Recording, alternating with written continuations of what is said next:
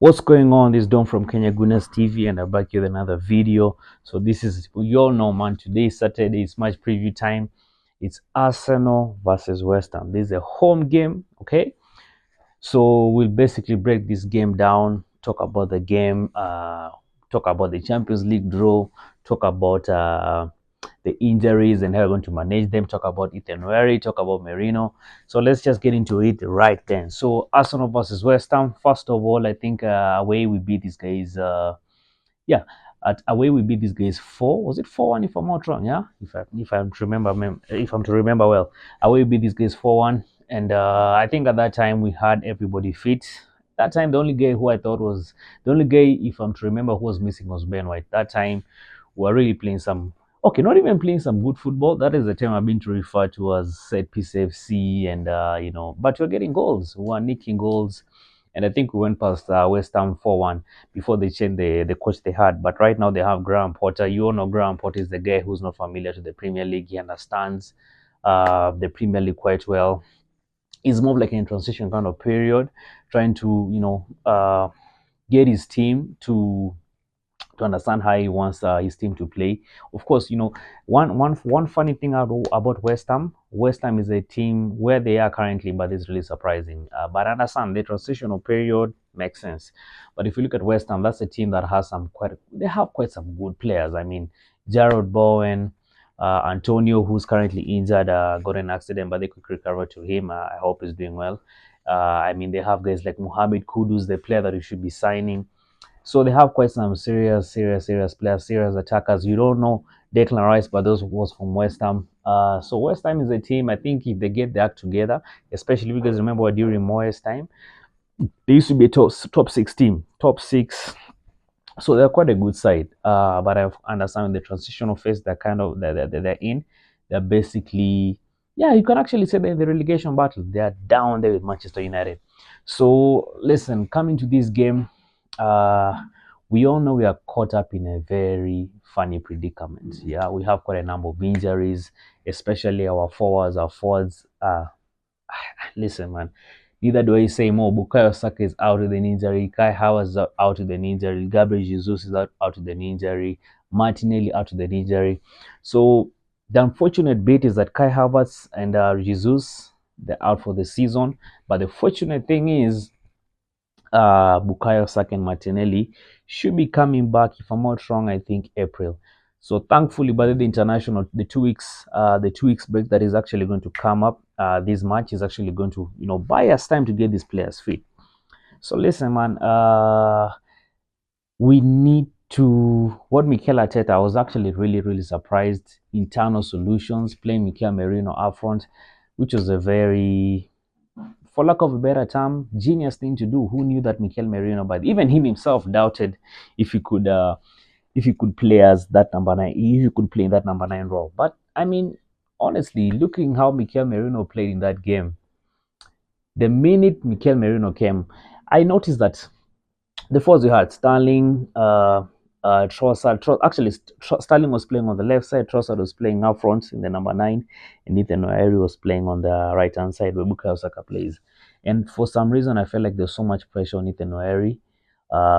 Listen, man, this guy is just a 17-year-old kid. 17-year-old kid. There's no reason why we need to put pressure on him. Yeah, we need to get players like Merino to the game so that the pressure comes off him. Yeah, to score. Because if you notice, by that time that we're playing against Leicester, it was just him. It was actually him. Trossard and Sterling were completely out of the game. It was basically just Ethan Wary trying to take shots, trying to nick goals.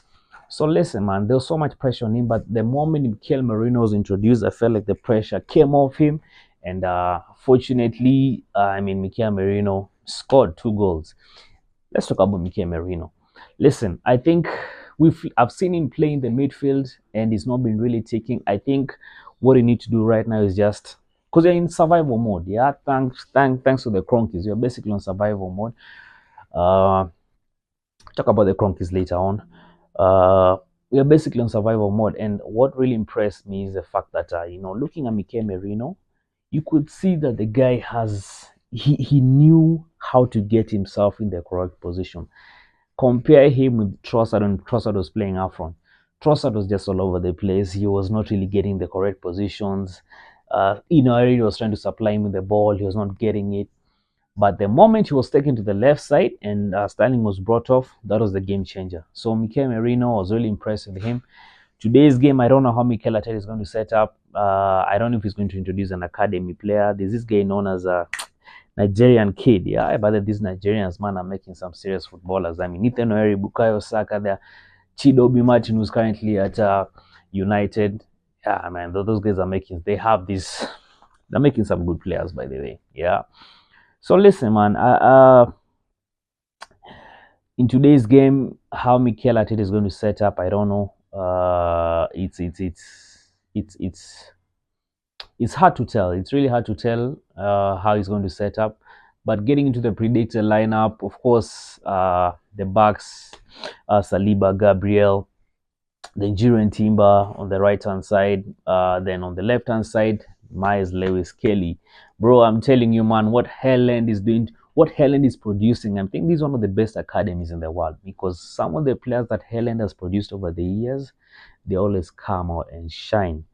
So Lewis Kelly, imagine Lewis Kelly, Calafiori must be under so much pressure. Imagine 45 million pound player being benched by an academy player. Imagine that. Just process that. There's so much pressure about the Mikel on Calafiori. So I think my Lewis Kelly has been doing perfectly right on that left back position. So I'll maintain him there. Then in midfield, let's not play games. Let's just do the correct thing. Okay, Mikel Arteta, don't try overthink things. Just do the correct thing. Play a midfield of Odegaard, Declan Rice, and what's his name? Thomas Partey. Yeah, I think that's the best midfield you have.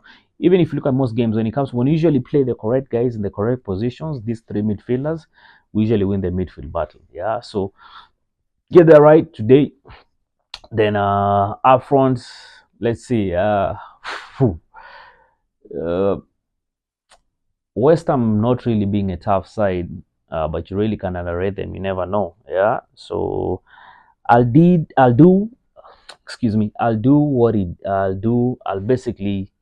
do what he did against Leicester City, and we all figured out Mikel Merino, but this is the guy to play up front temporarily right now. Then of course Ethan Oeri on the right hand side and Trossard on the left hand side. I'm just, there's just one thing that usually worries me with Trossard. Now with Trossard he usually is a bit inconsistent. There are those games whereby he gets it right, then there are those games he just plays shit. Yeah. So I'm hoping, given a chance today, get Shaq together, do what is expected of you, do the correct thing, Trossard. Yeah. So that is my predicted lineup and basically how I see Mikel Arteta setting it up. Listen, we win today's game and pray, because right now, unfortunately, Liverpool, I'm seeing them crumbling. I'm seeing Liverpool crumbling, but it seems like Arsenal is getting the head, and they're slowly but surely capitulating. They've dropped points. In fact, they've dropped points. I think we've dropped like 8 points. We've had like 8 draws. They have like 7 draws. Probably I see them also, getting a draw and getting a lose. So we need to capitalize on that, my friend, man. We need to capitalize on that. This thing is in our hands. I feel like, man, listen, man. It's. I don't want to get excited. But looking at that Liverpool side, the pressure is real. And listen, we win today's game. We basically 5 points behind them. And then pray, man, Pep Guardiola, man, you guys go and speak Spanish, man. Mikel Arteta, go and talk to Pep. Speak Spanish, speak Espanol, man. Speak what you guys don't do. Just go and beat Liverpool for us. We need that, man. Right now, by the way, we're just depending on luck. Yeah, so listen, people, I'll be streaming the game 18 hours today. Drop your thoughts in the comment section. Tell a friend to tell a friend, and I'll be seeing you guys on the next one. Come on, you Gunners. Make sure you subscribe.